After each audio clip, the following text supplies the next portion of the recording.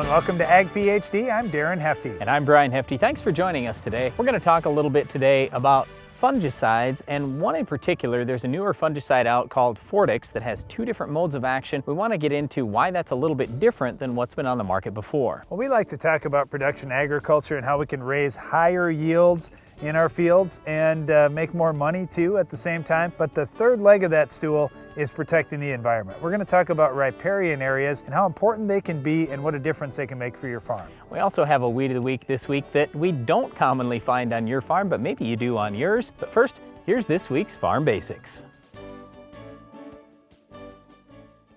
Farm Basics is brought to you by the Liberty Link trait and Liberty herbicide from Bayer. The most reliable weed management solution, Liberty Link and Liberty herbicide are the link to efficient row crop production and sustainable weed management.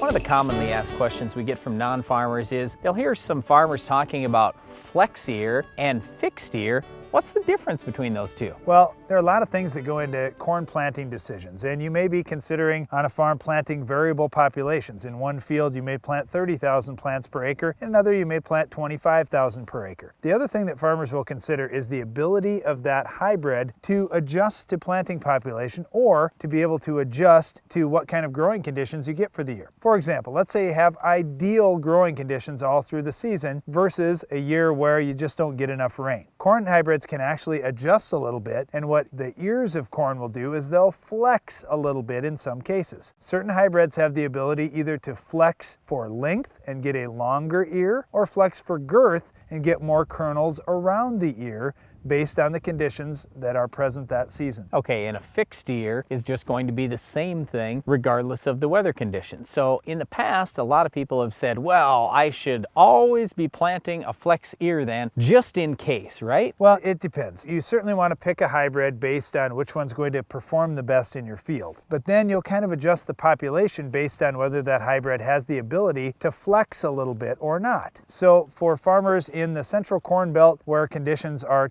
typically a little more predictable, they're going to get some rain at least. They may have a little richer soils. That might not be as big of a thing for them, but farmers on the fringes, like where we farm in the western corn belt, you don't have to go very much further than where we're farming and things get awfully dry. We're already half or maybe a third of the rain of the central corn belt, but you go even a little bit further west and you get half of what we're getting for rain. So farmers in our neck of the woods really like hybrids that, hey, if we do actually get some rain, they can make a little bit bigger ear to take advantage of that. Now when we're planting fixed ear hybrids, typically we like to plant those at very high populations. So if you have an ear that's always going to be 14 kernels around or 16 kernels around and always 40 kernels long, well, you know you've got to have lots of population out there if you want to get higher yields. Yeah, but I do think this is a little bit overrated today because the plant breeders, what they're really after is top yield, number one, but also defensive traits. And so let's say, for example, you're raising continuous corn and you find something that's good on gray leaf spot, good on Goss's wilt, it's been a high yielder, but oh, it's just a fixed ear. I don't worry about that much. Well, I don't either. I would just plant a little higher population and run with that hybrid. Like I say, the first choice that farmers are going to make is which hybrid is going to perform the best for me. Then, under what conditions should I plant that hybrid so I can get the most success? But see, the other reason why I think this is a little overrated now is because now we have variable rate planters. So literally, I can change my planting population from 35,000 down to 22,000 if I get into a lighter area of the field. In other words, a sandier area of the field, an area that doesn't have as much yield potential. So I think because of that variable variety planting, because of the genetics that we've got nowadays, the breeding methods we have, I don't think this is as big an issue as it used to be many years ago. Well, it certainly isn't as big an issue, but one thing that is always going to be an issue is controlling weeds like our Weed of the Week. Can you identify this week's weed? What's next in weed control technology? Roundup Ready 2 Xtend soybeans will provide tolerance to dicamba and glyphosate and will be built on the Genuity Roundup Ready to Yield trait. See them in action at extendfollowafield.com. Honey wagon? Can the sweet talk. Out here we treat manure, and when we talk treats, we don't mean cupcakes. Treating manure with More Than Manure Nutrient Manager can reduce solids in your pit or lagoon and ammonia levels in confinement buildings. PU, try N and P. MTM is the first and only nutrient manager proven to reduce nitrogen loss and phosphorus lockup. That's fertilizer loaded with yield potential. Looking for proof? Check the bin. Isn't that sweet? Results you can't ignore, a pit you finally can. Whether you're feeding cattle, milking cows, or baling hay, the work on your farm is never done, which is why you need equipment that works as hard as you do. Get the efficiency and versatility you need with Case IH. From Farmall compact and utility tractors to balers and mowers, all Case IH equipment is designed with one thing in mind: getting the job done. To learn more, visit caseih.com/livestock. I wish I could apply all the PK and micronutrients this crop needs at planting. You can. When your soils are not excessively nutrient deficient, you can apply a whole season of PK and micronutrients when you plant and get top yields at harvest. AgroLiquid's exceptional nutrient compatibility and superior efficiency allows you to prescription apply everything your crop needs safely and conveniently. Research proves it. For more info, go to agroliquid.com. For years, FarmLogic has been the easiest and most convenient way to keep up with your farming operations. Well, it just got better. Introducing FarmPad for your phone. You always have your phone with you, so entering records as they happen is as easy as a touch of a button. Chemical database, GPS, service records, and more. When you do it on the farm, save it on your phone and it's backed up forever. Call or visit farmlogic.com for a free trial and find out why FarmLogic is the best decision tool for the farm. A proven herbicide for decades, dicamba can provide burn-down residual control of tough and resistant weeds for up to 14 days. That's another reason why farmers will use dicamba for years to come. Brought to you by Roundup Ready Plus Weed Management Solutions. Over the last few years, I picked up a little hobby, kayaking. I don't do a whole lot or anything, but I do just a little bit on this river near our farm. It's called the Big Sioux River. So anyway, I've gone on these very short kayak trips. You know, it's only literally like 3 miles or 5 miles if you were to drive it, but the way the river winds, it'll take you 2, 3, 4 hours to get down this path. So anyway, as I'm going down along the river, in a lot of cases I see nice riparian areas, and in other cases there's farm ground right up to the riverbank, or in some cases there are just riverbanks that are very eroded compared to other areas where it's all nice. So we wanted to talk just a little bit today about these riparian areas. What we're discussing here is next to rivers, next to any water, what should be there for vegetation? Should farmers be farming right up to the edge? Should there be other vegetation there? And if so, what kind of vegetation are we looking for? Well, we want to be real careful here, Brian. We're not asking for any regulation. We're not asking for any governmental agency to tell farmers what they should do. We just want to put out some facts and some ideas and let farmers make the best decision for their land. Because the big things on our farm is we want to keep our soil out in our fields. We don't want it to leave our fields at all. We don't want erosion. We don't want that dirt moving. That's number one. Number two, we want clean water coming out of our fields. That's why we're such big proponents of drainage tile, because we let the water soak down through our soil and filter out any contaminants before it leaves. And every time that we've sampled water, it's left the field at drinking water quality. So that's a big thing for us. We want clean water and no soil leaving our fields. So one of the biggest issues when we're talking about these riparian areas is having water-loving plants close to the river. Things like rushes, for example. It's got to be something that can withstand fairly heavy amounts of water at certain times of the year. And the other thing is it's got to have a good base. It's got to have a good root system that's going to help hold that bank in place, because we want to see as little erosion of that as possible long term. Then beyond that, you usually get to bigger trees and a lot of tree species or even shrubs that can withstand water. And then as you go further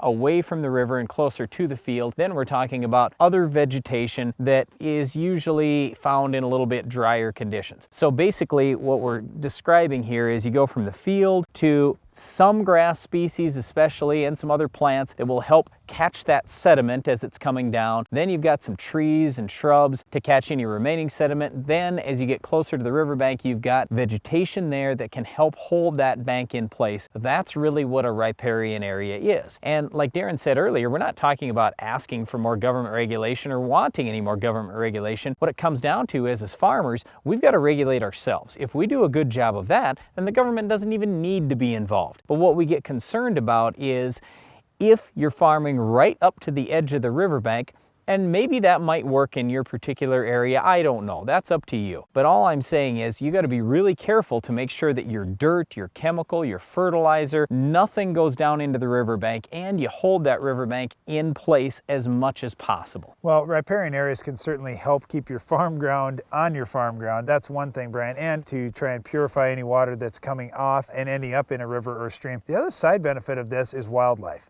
When you think about along those rivers and streams, this is where wildlife really wants to be. Rather than having my crop get all chewed up and fed on right along the river, here's a nice little buffer strip where we can keep perhaps some food plots in as well to feed the wildlife and also provide for some good hunting opportunities too. With many of the new pesticide labels that are coming out, they talk about buffer strips and needing to be so far away from sensitive plants or so far away from a river, for example. So this is one of the things too. In some cases, you might not even be able to farm anywhere near the river. So that's where having that nice riparian area is good as a buffer in there. We just want you to be smart if it's on your farm and having that riparian area, knowing what plants need to go there. It's something that's going to help hold that bank in place, something with deep roots, something that's water loving. And as you get closer out toward the field, then obviously it's not as big an issue having something water loving. We just need something there that's going to catch that sediment, be able to absorb any nutrients that could potentially come off the field, that kind of thing. Because again, our goal here is to make sure that we do a great job in our fields and we have clean water also. Well, part of doing a great job in your field is getting weeds like our Weed of the Week under control.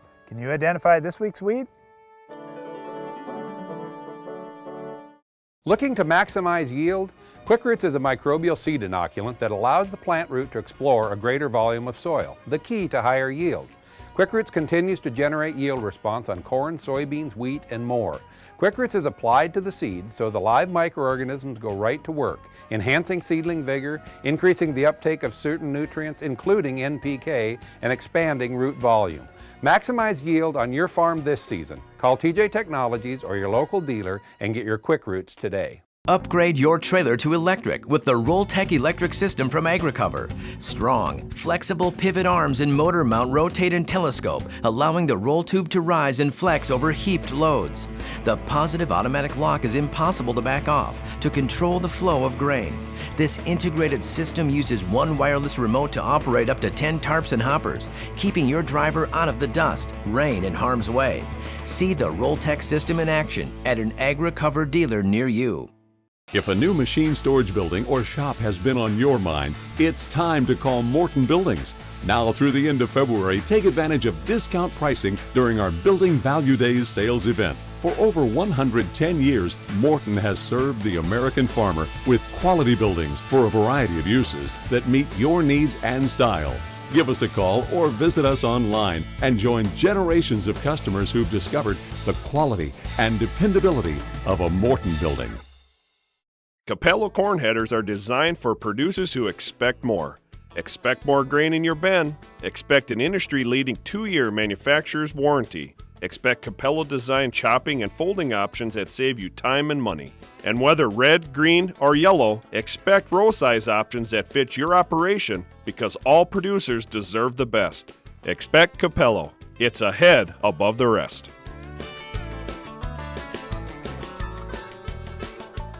With spring right around the corner, get your Case IH equipment ready with Titan Machinery's Uptime Maintenance Program. Uptime is Titan's preventative maintenance inspection, designed to eliminate costly downtime during the short planting season. Our technicians average nearly 10 years of experience and use a comprehensive Case IH factory checklist to find potential problems before they slow you down. Use your Titan Access account and make no payment and pay no interest until spring 2014 for qualifying uptime specials. Plant worry-free with Titan Machinery. Better solutions. When we talk about weed control options, we're always talking about resistance management, using multiple sites of action throughout the season to make sure we don't have any problems. When it comes to using fungicides, for many farmers, and you may be one of them, you probably haven't been doing it for that many years. You may not know all of the different families that are available, and you may have found a product that really works for you, and you say, well, wow, I really like Headline, or I really like Quadris, or whatever the product may be, and you say, I'm just going to keep using this product because it works, we're going to talk about using multiple sites of action when it comes to fungicides and how that may be beneficial in terms of resistance management, but also in terms of disease control. So there are two main chemical families that we deal with in terms of fungicide use in corn and soybeans. It's the strobilurin family, and that particular family has a little bit longer residual, and it is much more preventative than the other family, which is the triazoles. Triazoles are also preventative, but they have a slight amount of curative activity. The other thing with the triazoles, they do last a little bit less time. They're also just slightly more hazardous to humans, so it's more difficult to find triazoles that are safe enough to be labeled here in the United States. Well, anyway, this past year there was a new triazole that came onto the market, and it doesn't have a name all by itself other than the chemical name, which it's not that big a deal to know exactly what the chemical name is, but the point is in Fortix you'll find the active ingredient that's in Avito and this new triazole product, and we wanted to talk about that just a little bit today, so both in general with these combination products and also specifically to Fortix. Well, Avito is a strobilurin family fungicide. When you think of the strobilurins, they're probably the most popular ones right now in crop production because that family includes Quadris, which has been out for a number of years and has been quite effective, and also Headline, which has certainly gotten a lot of use over the last 5 or 6 years. So when you think about Avito, that fits right into that same chemical family. Now, Avito, their claim to fame is that they will last just a little bit longer than what Headline and Quadris will last. Well, that's what they claim. But how do you really know how long that thing lasted in the absence of disease? Because in a lot of cases, farmers are using these strobilurin products like Headline and Quadris and Avito because they have plant health benefits. So if you have that plant healthier longer in the season and we don't have a lot of disease issues, how are you really going to know?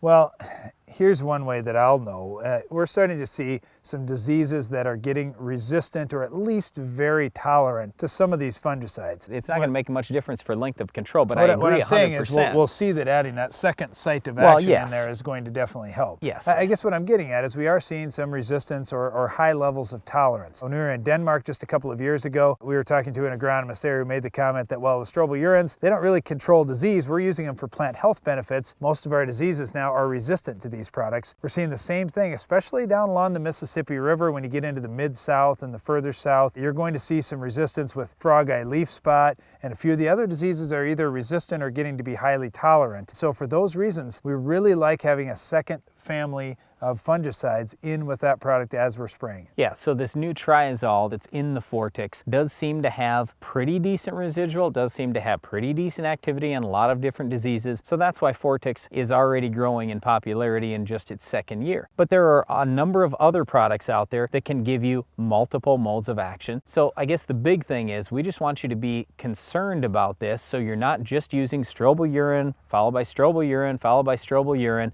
And if you've been raising specialty crops, you know all about this. But for many of us corn and soybean farmers, it's the first time we've ever used a fungicide in our farm here in just the last few years. And now we're considering, well, one shot's been working fairly decent. Maybe 2 shots will be okay. So we're trying more of this 2-shot kind of thing. The other thing is in corn, what we have a lot of question on is, do I really need to spray at tassel time? Because that's an inconvenience for me. I can't do the spraying myself. Sometimes we have weather issues at that time of the year. It's hard to get it applied at the right time. Can I spray earlier? Well, with Fortix, what they're talking to farmers about is maybe spraying at V6, V7, V8, something like that. So you could still do the spraying yourself on your farm, and maybe even you combine it together with Roundup and some other herbicide. So you just make one trip across the field. You get both the plant health and disease benefits out of the Fortix, plus you're getting whatever else you're spraying, getting that control out there, and having a little bit longer residual. So again, Darren had mentioned a little earlier, with Fortix, they claim that the residual is a little bit longer. I guess we're going to find out here as we do more trials in the next few years. As we talk about spraying this fungicide yourself in your corn, what you really want to do is start out with a good pre-emerge herbicide. Now you've controlled most of the weeds in your field, and you can wait longer before you have to spray that post-emerge application. The reason why is I would much prefer to wait until V6 or V7 with our last shot of weed control if the weeds are still really small. Because at that stage, we've got, like at V7, for example, you'll typically have 10 corn leaves that are out. So you'll get all the way up about to the ear leaf if you can wait that long. And that's where we really need protection. If we can get protection, at tassel time, sure, all the leaves are out. But if we can at least get up and protect the leaves right around where that ear is going to be, we are seeing some good yield gains there, even better than we're spraying at that V4 or V5 time. Well, what it comes back to is most fungicides don't move well in the plant. They only move in the xylem of the plant, which only moves upwards. So in other words, if you don't treat the lower leaves, they are completely unprotected. But even so, fungicides don't move very well in plants. So we've just seen better results even on our own farm when we spray at V7 versus V5. Anytime you can get just a couple more leaves out, that's a little bit better when you're trying to spray a fungicide in corn. But this Vortex can work in other crops as well. Well, no matter what crop you're in, you're going to want to control our Weed of the Week. We'll reveal its identity coming up next. The Weed of the Week is sponsored by the Enlist Weed Control System from Dow AgroSciences, a new herbicide and trait system that will build on glyphosate. Your farm tells a story, one that continues with the decisions you make.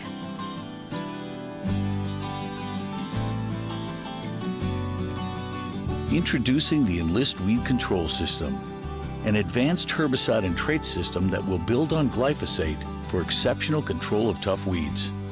The next chapter begins.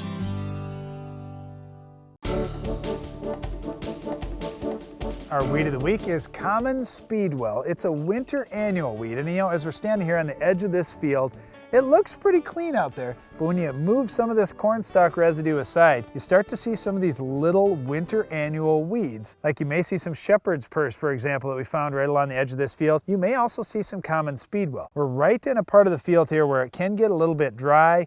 You certainly see some open areas right here. That's typically the kind of space that we see common Speedwell getting into. Now, it's one of those weeds that stays really low to the ground and really spreads across and covers a big area. If we can get some vegetation growing, whether that's crop canopy out in our fields or whether we get a thick covering of grass on the field approach, we'll do a pretty good job controlling common Speedwell. But it's not that tough a weed to control, Brian. It's just looking for that opportunity for a place to grow. Yeah, and with any of these winter annuals, the tough thing is if you wait until spring, and especially if you're going to plant a little bit later in the spring, some of these winter annuals can be big, and that's when our control methods start to fail. So sure, it's easy if you want to go out there in the fall and get them when they're tiny, or even very early in the spring sometimes when they're little. But here's the difference, though. It's tough. Yeah, if you get them in the fall, now you've stopped that weed from taking in water and nutrients, Right. especially when we're in drier climates. This can be a big time problem. If you let's just say that there's a winter annual that's spread across your whole field.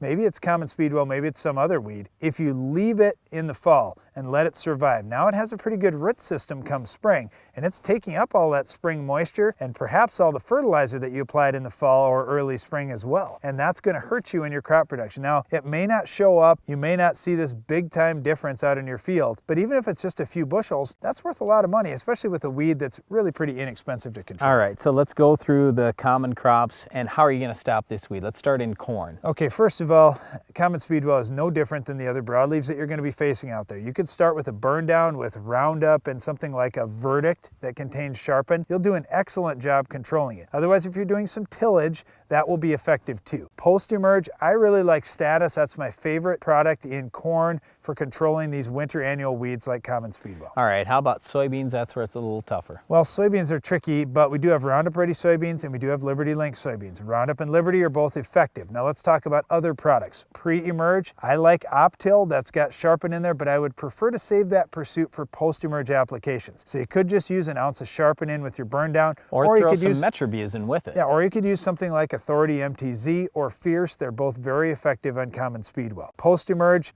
Brian always laughs at me, but I still like Synchrony. It works pretty good on this product. It's cheap, Brian. It's cheap, and it does a nice job on common Speedwell. The other thing that you could do, if you were just spraying a Roundup, you could mix something like a Flex Star or Cobra in, or even Cadet has some pretty decent activity on Speedwell. Okay, and finally, if you have wheat, we'd recommend Sharpen pre-emerge. That'll probably completely wipe it out, but otherwise post-emerge you could use Wide Match along with some Addition Broad Spec, or even Husky's not too bad. Well, that's it for our Weed of the Week common Speedwell, but stay tuned. Iron Talk is coming up next.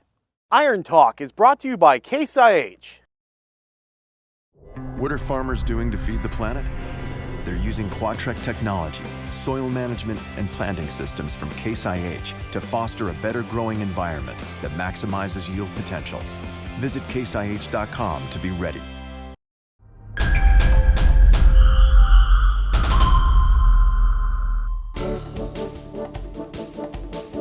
Late season nitrogen availability in wheat has been shown to increase protein values. Early season nitrogen is often used to supplement a soil fertility program. The question is, how do you apply that nitrogen without burning the wheat crop? The answer has been out there for years, but it's still in the early stages of adoption in some other areas. We'll explain in today's Iron Talk. Brian and I are always splitting up the nutrient application in our wheat. In-crop applications on our farm are done via stream barring. If you think of your spray boom and the nozzles that make a V-shaped pattern for your crop protection applications so they're evenly across the plants in the field, that works great for weed control and fungicides, but it's not ideal for nitrogen application. Stream bars concentrate the fertilizer solution in streams rather than misting it out across the crop. This greatly minimizes the amount of nitrogen that lands on leaves and minimizes the burn. Stream barring has been done for years around the country and really around the world with good results. If you haven't been applying your wheat fertility this way, check into it for your farm. That's all for today's Iron Talk, and now back to the show. For lower cost, higher production, Mandaco Agri leads with versatility unmatched. Twister is the vertical tillage unit for no-till as well as conventional tillage. Twister's ease of maintenance is forgiving and rocks and has contour conformity equaling zero downtime. Our hydraulically adjusted coulter angles make residue management easier, less costly. Spring or fall, the Mandaco Twister vertical tillage unit is the new leader. See your Mandaco Agri dealer. Visit northcountrymarketing.biz or call. Looking to maximize yield? Quick Roots is a microbial seed inoculant that allows the plant root to explore a greater volume of soil, the key to higher yields. Quick Roots continues to generate yield response on corn, soybeans, wheat, and more. Quick Roots is applied to the seeds so the live microorganisms go right to work, enhancing seedling vigor, increasing the uptake of certain nutrients, including NPK, and expanding root volume. Maximize yield on your farm this season. Call TJ Technologies or your local dealer and get your Quick Roots today. If you watch Ag PhD TV, you'll love the new Ag PhD radio show each weekday on Rural Radio Sirius XM Channel 80. This is Darren Hefty. On the new Ag PhD radio program, we'll take live callers and provide the agronomic information and brotherly banter you've come to expect from Ag PhD. We'll feature a Back 40 segment where we talk to farmers and agronomists around the country to share what's going on with crop production. And it wouldn't be Ag PhD without addressing a pest of the day. Tune in to the Ag PhD radio show each weekday at 2 p.m. Central on Rural Radio Sirius XM Channel 80. Wake up, breakfast is served. Your roots crave pea. Most of your applied pea gets tied up in the soil, a natural phenomenon known as phosphorus fixation. Fix the problem with Avail Phosphorus Fertilizer Enhancer. Avail makes more pea available to your roots, here, here, and here. Increasing pea availability can lead to increased pea uptake in the plant. That's more pea, and more pea. More phosphorus for your crop can mean more results in your bin. An average of 9.6 bushels per acre of corn. Breakfast is served. Supercharge your pea with Avail. Whether you're feeding cattle, milking cows, or baling hay, the work on your farm is never done. Which is why you need equipment that works as hard as you do. Get the efficiency and versatility you need with Case IH. From Farmall compact and utility tractors to balers and mowers, all Case IH equipment is designed with one thing in mind: getting the job done. To learn more, visit caseih.com/livestock. Closed captioning for Ag PhD is sponsored by Norwood Sales. The all-new S-Cube commercial tender is the only tender on the market with poly tanks, giving you the capability to haul seed, fertilizer, water, or liquid fertilizer. Each cube can hold 300 units of seed, 2,000 gallons of liquid, or 300 cubic feet of fertilizer. Options include full functioning wireless remote, stainless steel conveyors, and self-contained hydraulics. Get yours today at Norwood Sales. Well, that's all the time we have for today's show, but be sure to join us again next time for another Weed of the Week, Farm Basics, Iron Talk, and a whole lot more. I'm Darren Hefty. And I'm Brian Hefty. Thanks for watching Ag PhD. Plants actually tell farmers what nutrients they need. They don't do it verbally, but farmers get the information through plant tissue analysis. It's another way farmers practice responsible nutrient management. To learn more, visit rnmf.org.